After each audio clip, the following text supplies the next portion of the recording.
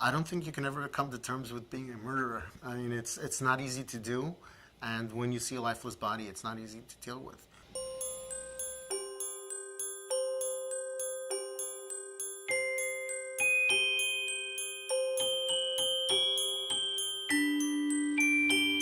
If people knew what I knew, they'd probably be afraid to walk the streets.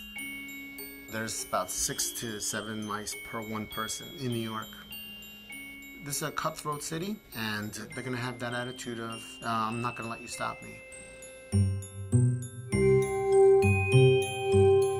A mouse is considered a pest. They need to be kept away from humans because they get humans really sick. Their feces can cause respiratory infection. Also, they're actually the #1 cause of food poisoning. When they walk over your food, they're actually urinating on it. It's a big problem. There's not one person that loves the mouse, and is always unwanted, always hated, and still survives, thrives, and lives on. When Hurricane Sandy hit New York City, as soon as I saw the flooding, I knew it was going to happen. These animals, they live underground, and with all the burrows filling with water, their homes were destroyed just as ours were. Our mouse calls tripled.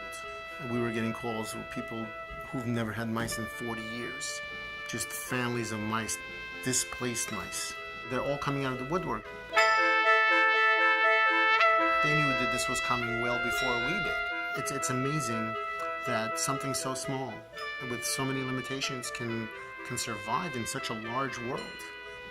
They've been around before us, and they'll probably be around after we're long gone.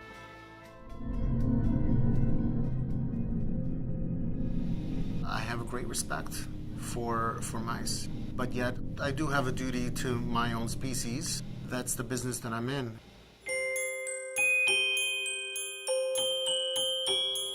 Basically, I'm a henchman. I come in knowing what I'm supposed to do, and I do it. Sometimes you get numb to it, and that's just scary.